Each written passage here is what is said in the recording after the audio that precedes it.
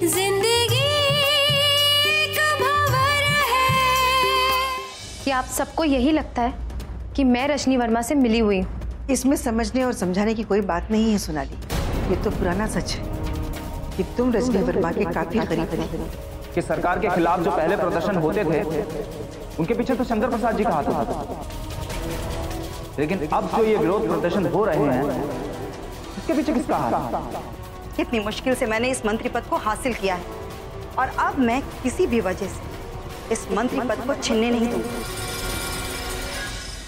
किसी के जज्बात से खेलना, उसका फायदा उठाना, उसे मजबूर करना, ये सब भी तो एक अपराध ही है ना।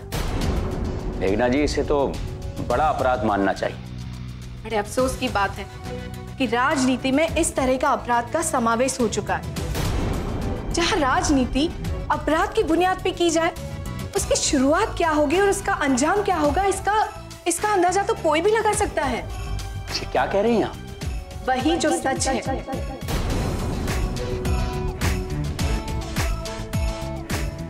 रजनी वर्मा जी को निर्माण विभाग का मंत्री पद दिया गया है और अब लगता है कहीं गलती तो नहीं हो गई। देखिए, जो फैसला होना था वो हो गया। हम मानते हैं कि इस बात को लेकर मीडिया में हलचल है, सारे प्रदेश में धरने और प्रदर्शन हो रहे हैं, मगर हमें अब क्या करना है इस बात पर सोचना है। इसलिए आपको यहां बुलाया गया है।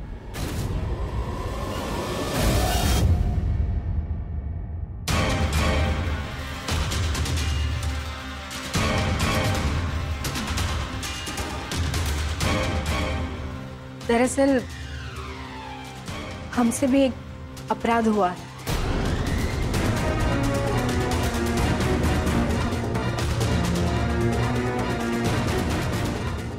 ये क्या कह रही हैं आप?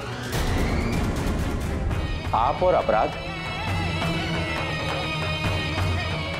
हाँ, वो कहते हैं ना, जुर्म करना ही नहीं, जुर्म सहना भी अपराध होता है।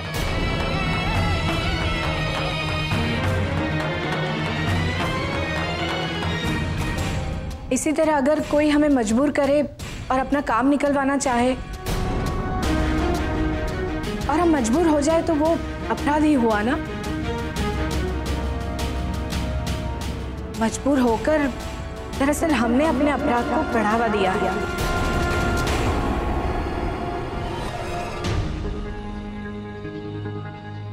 अपराध की राह उसके लिए प्रशस्त की। देखिए मेघना जी, आप क्या कह रही हैं मैं समझ नहीं पा रहा हूं।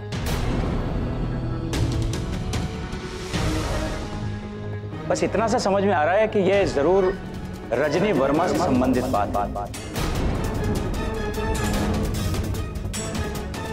पर असल बात क्या है? आप ये तो अच्छी तरह समझ गए हैं कि एक तरफ मुख्यमंत्री जी को मजबूर किया गया और दूसरी तरफ हमें।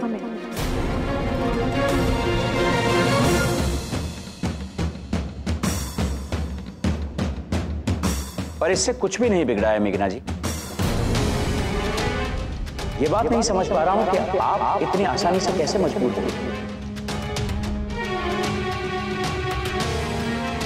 हमने अपनी बेटी को अच्छे संस्कार दिए, अच्छी राह पर चलने की सीख दी है, पर कभी कभी बच्चों से गलतियां हो जाती हैं।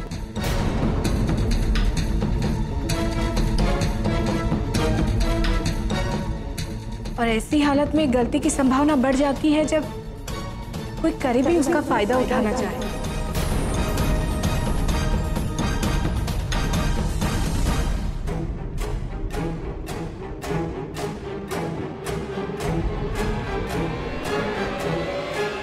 आप आदित्य की बात कर रही हैं?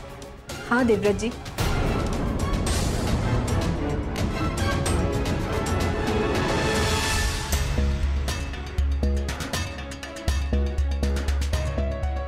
हमें नहीं मालूम था कि आदित्य हमारे ही घर में रहकर कोई चाल चल रहा था और उसमें उसका क्या फायदा होने वाला था।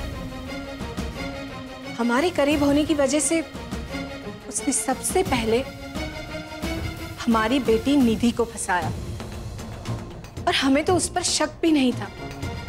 शायद यही गलती हो गई हमसे। हमारे लाख समझाने के बावजूद आखिरकार एक दिन आदित्य निधि को बहकाने में कामयाब रहा।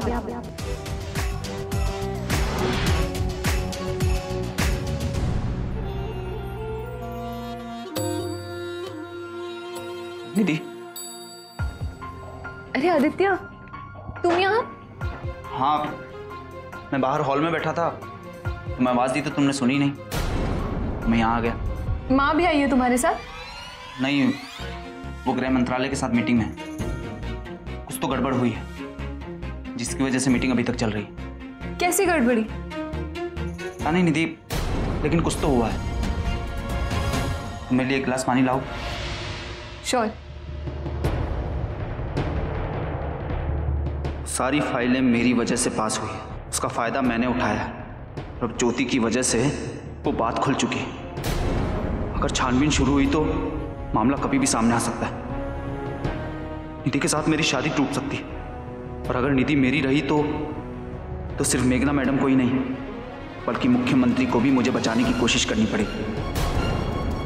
मेरे लिए यह निधि कवच बन सकती है, लेकिन मुझे निधि को उस हालत में पहुंचाना होगा कि निधि किसी और की बनने के बारे में सोच ही ना सके। हाँ, मुझे ऐसा ही करना होगा, और आज ही करना होगा।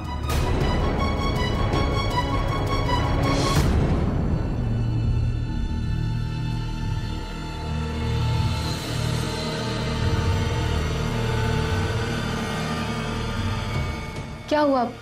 किस सोच में पड़ गए तुम? जब मैं तुम्हारे सामने होता हूँ तुम पूछ बैठती हो कि मैं क्या करता। लेकिन निधि, जब मैं अकेला होता हूँ तो दिन हो या रात, एक पल के लिए भी तुम्हारा ख्याल मेरे दिमाग से नहीं होता। एक पल के लिए भी मैं तुम्हें भूल नहीं पाता। मैं तुम्हारे प्यार में दीवाना हो गया हूँ। जी चाहता है कि तुम मेरी आंखों के सामने रहो और मैं तुम्हें देखता रहूं। दीदी, जी चाहता है कि मैं तुम्हें बाहों में भर लूं और खूब प्यार करूं।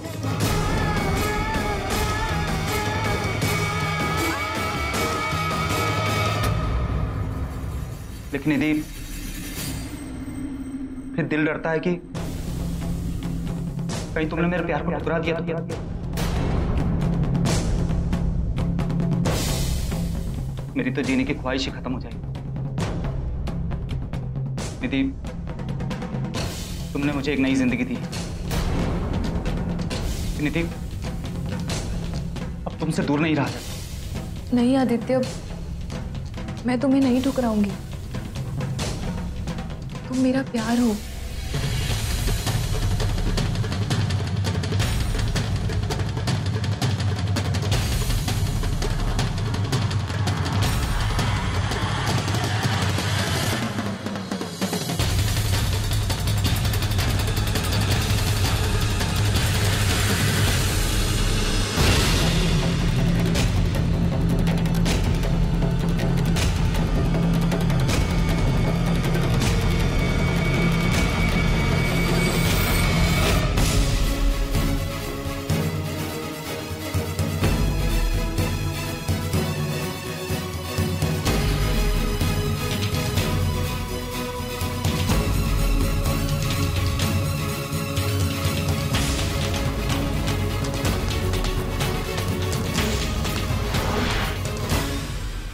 आदित्य दरअसल निधि को अपनी जाल में इस तरह फंसाना चाहता था कि निधि उसकी जाल से निकल ही ना पाए।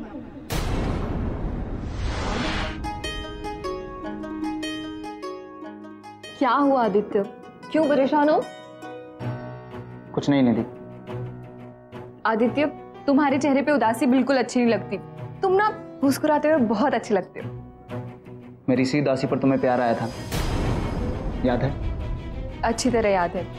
तुम दुखी थे, अकेले थे, गम में थे, और बस उन्हीं यादों से मैंने तुम्हें निकालने की कोशिश की है, क्योंकि मुझे ऐसा लगा कि तुम्हें उन यादों से बाहर आना चाहिए आदित्य, क्योंकि तुम सच में मुस्कुराते हो, बहुत अच्छे लगते हो।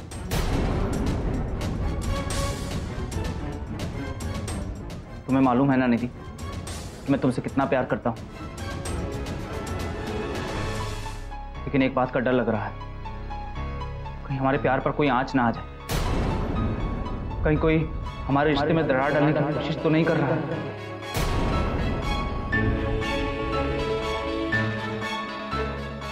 क्या बात कर रहे हो आदित्य? हमारे रिश्ते में दरार डालने की कोशिश कौन करेगा? पता नहीं, लेकिन हो सकता है, क्योंकि आजकल जिस तरह की बातें चल रही हैं, जिस तरह के इल्जाम लगाए जा रहे हैं, यदि मुझे तो अपने रिश्ते को बचाने की कोशिश करनी है। कहीं मैं मैडम की नजरों में बुरा ना बन जाऊं, गलत ना बन जाऊं। आदित्य, एक तरफ तुम परेशान हो और एक तरफ माँ परेशान है इस बात को लेकर। हाँ, वो भी तो मेरे बारे में कुछ ना कुछ सोच ही रही होंगी। एक बात बताओ निधि, बिल्कुल सच सच बताना। तुम्हें क्या लगता है आदित्य, मैं तुमसे झूठ बोलूंगी? तुम्हें मेरी कसम है निधि, बिल्कुल सच सच बताना। पूछो। मैडम मेरे बारे में क्या कहती हैं? क्या सोचना है उनका मेरे बारे में? आदित्य, ये तुम क्या कह रहे हो? किस बारे में बात कर रहे हो? सोचने का क्या मतलब है? उन्होंने तुम्हें पसंद किया है, तुम्हारी मुझसे शादी होने वाली है, तो सोचने का क्या मतलब? कल की बात और है निधि, और आज की बात और है। आजकल ये मामले खुलने लगे हैं, इसीलिए पूछ रहा हूं कि मैडम मेरे बारे में क्या सोचती हैं। आदित्य, परेशान तो माँ भी थी। माँ तो ये कह रही थी कि तुम्हारे भरोसे पे उन्होंने कोई इंक्वायरी नहीं की। इनफैक्ट उन्होंने फाइल्स चेक करके साइन करके दे दिया। और जब करप्शन का ये मामला सामने आया तो उन्हें समझ में नहीं आ रहा है कि इन मामलों की सच्चाई क्या है। निधि, मैडम कहीं मेरे बारे में तो कुछ गलत नहीं समझ रही हैं? क्योंकि ऐसे मामले में गलतफहमी तो हो ही जाती है। तुम्हारे बारे में कोई गलतफहमी नहीं होगी आदित्य। तुम कितने अच्छे हो ये मैं भी जानती हूँ और माँ भी जानती है। तुम चिंता मत करो आदित्य, तुमने कुछ गलत तो नहीं किया ना? फिर तुम्हें डरने और परेशान होने की क्या जरूरत है? हमारे प्यार पर कोई आंच नहीं आई। सच निधि?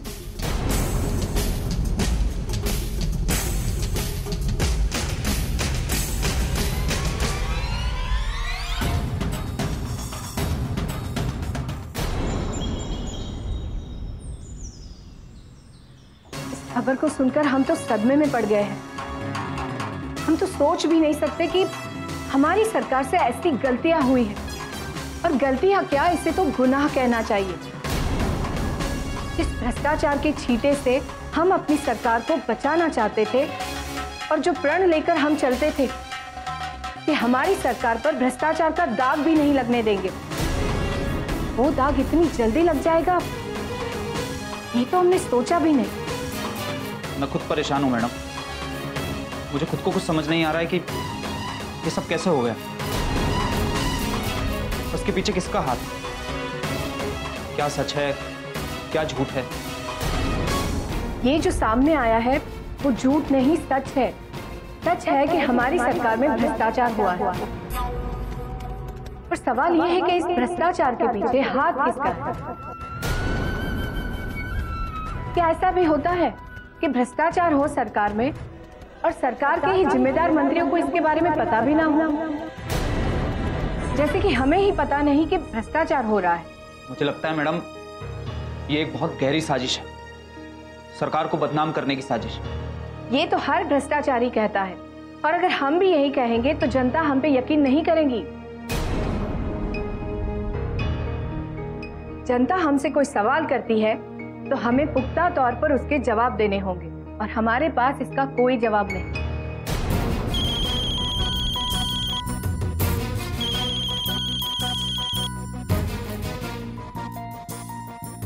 जी कहिए रजनी जी। नमस्कार वित्त मंत्री जी, कैसी हैं आप? बस ठीक है।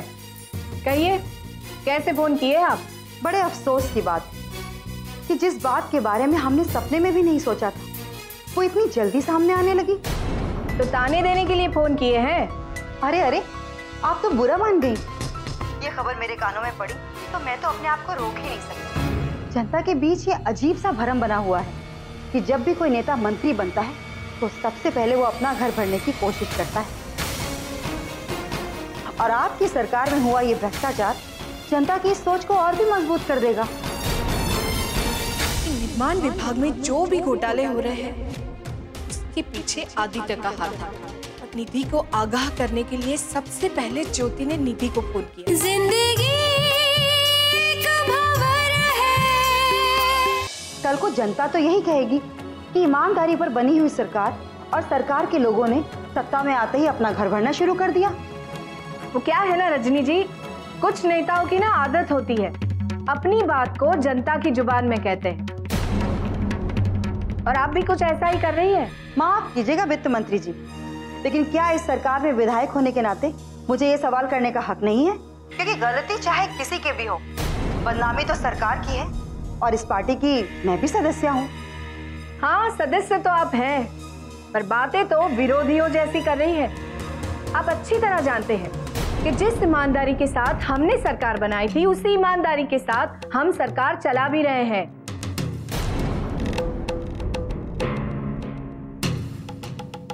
अब तक विरोधियों ने तो कोई सवाल नहीं उठाया, पर आपने सवाल उठा दिया। अब जिस घर में ही ऐसे विरोधी बैठे हो, उस घर में तो ऐसा ही होता है जैसा कि हो रहा है।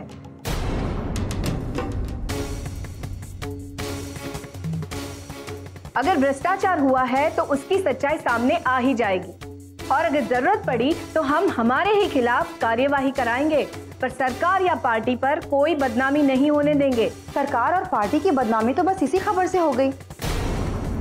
और रही बात छानबीन की, तो ये तो हर नेता कहता है और जनता भी जानती है कि अगर एक बार छानबीन शुरू हुई तो बस लीपा पोती पे आगे खत्म हो जाती है।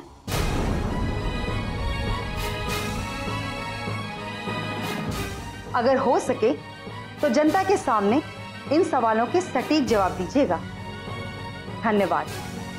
धन्यवाद।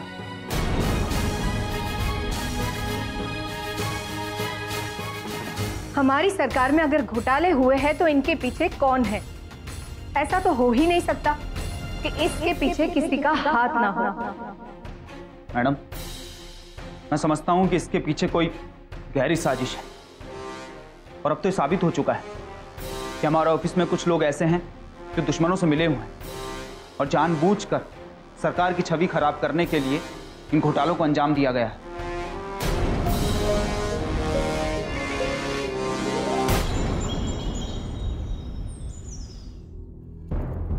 अरे आदित्य, तुम?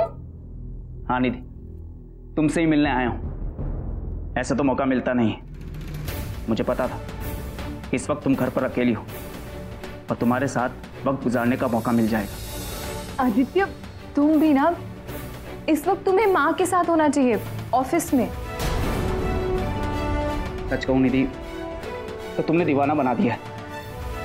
ऑफिस में दिल ही नहीं लगता है, कहीं भी कुछ अच्छा नहीं लगता, बस तुमसे मिलने के मौके ढूंढता रहता हूँ।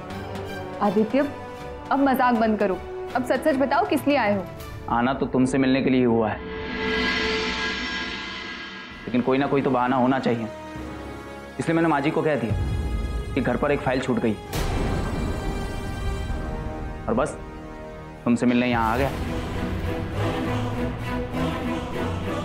ओफो आदित्य, तुम तो सच में दीवाने हो गए। बनाया भी तो तुमने ही है। बस बस, अपनी दीवानगी को काबू में रखो। जल्दी हमारी शादी होने वाली है, फिर कोई रोकने वाला नहीं होगा। तब तक ही तो काबू में नहीं हूँ। चलो आदित्य, निकलते हैं, मुझे भी मंदिर जाना है। अच्छा, मंदिर जा रही हो? हाँ, इसीलिए तो तैयार हुई। ठीक है। मैडम के कमरे में एग्रीकल्चर डिपार्टमेंट की एक हरे कलर की फाइल पड़ी हुई, वो ले आओ, फिर मैं तुम्हें मंदिर छोड़ते हुए निकल जाऊँ। ठीक है, मैं लेकर आती हूँ। मैं तुम्हें दीवाना बनाना चाहता हूँ। जो दीवानगी तुम्हारे अंदर देखना चाहता हूँ, वो दीवानगी मुझे तुम्हारे अंदर नजर नहीं आती। आजकल जो सवाल उठ रहे हैं, जिस तरह से मुद्दा खड़ा हुआ है, उस मुद्दे की वजह से कभी भी मुझ पर आंच आ सकती है। तुम मेरे लिए बचाव के लिए कवच बन सकती हो, लेकिन अफसोस कि तुम्हें हासिल करने के बाद भी तुम्हें हासिल नहीं कर सका, और उतना दीवाना नहीं कर सका जितना होना चाहिए। बस किसी तरह तुम्हारी और मेरी शादी हो जाए, फिर मैं पूरी तरह सुरक्षित हो जाऊंगा, पूरी तरह सुरक्षित।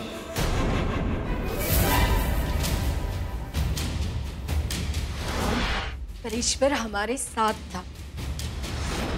आदित्य की सच्चाई का पता निधि को कब लगा? ज्योति ज्योति जो ऑफिस का सारा काम देखती थी, उसे अंदाजा आ चुका था कि निर्माण विभाग में जो भी घोटाले हो रहे हैं उसके पीछे आदित्य का हाथ है।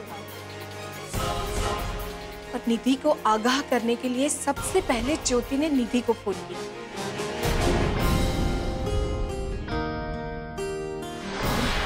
आखिर वो घड़ी आ ही गई जिसका मुझे इंतजार था।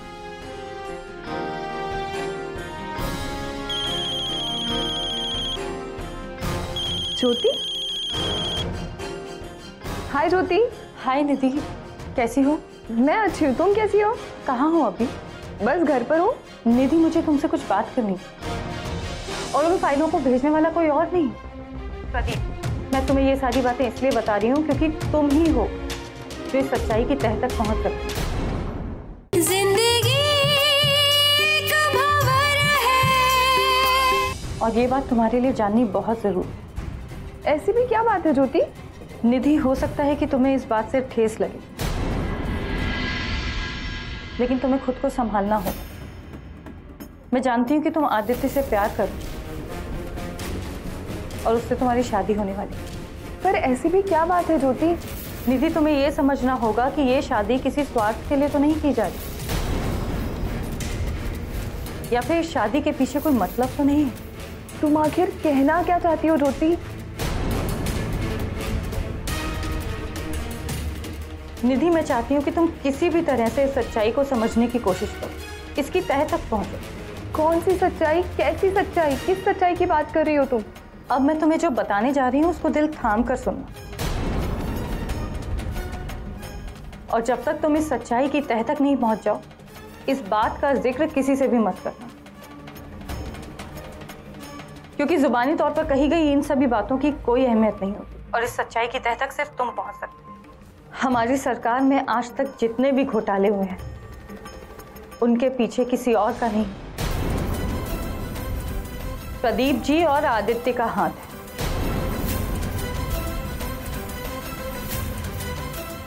नहीं ज्योति, ऐसा नहीं हो सकता। यही सच है निधि, इन सारे घोटालों के पीछे प्रदीप जी और आदित्य का ही हाथ है। मैंने खुद अपने कानों से प्रदीप और आदित्य की बातों को सुना है। मैं कसम खाकर कह सकती हूँ कि इन घोटालों के पीछे प्रदीप और आदित्य का ही हाथ है। दोनों शारदा आंटी के वफादार बने रहे और ये खेल खेलते। मेघना आंटी के ऑफिस में वो सारी फाइलें जानबूझकर आदित्य ने ही पास कराई, और उन फाइलों को भेजने वाला कोई और नहीं, प्रदीप। मैं तुम्हें ये सारी बातें इसलिए बता रही हूँ क्योंकि तुम ही हो जो इस सच्चाई की तह तक पहुंच सकती। तुम्हें इस सच्चाई का पता लगाना होगा निधि। अगर तुम कोशिश करो तो सच्चाई तुम्हारे सामने आ सकती।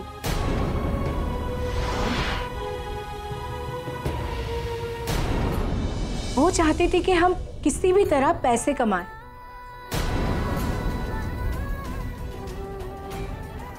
हमारी ईमानदारी उससे रास नहीं आ रही थी। दस्तखत से पहले मैं चाहती हूँ तुम इसे अच्छी तरह से पढ़ लो और संतुष्ट हो जाओ, और देख लो अच्छी तरह से, सब वही लिखा है ना जो तुम चाहती थी।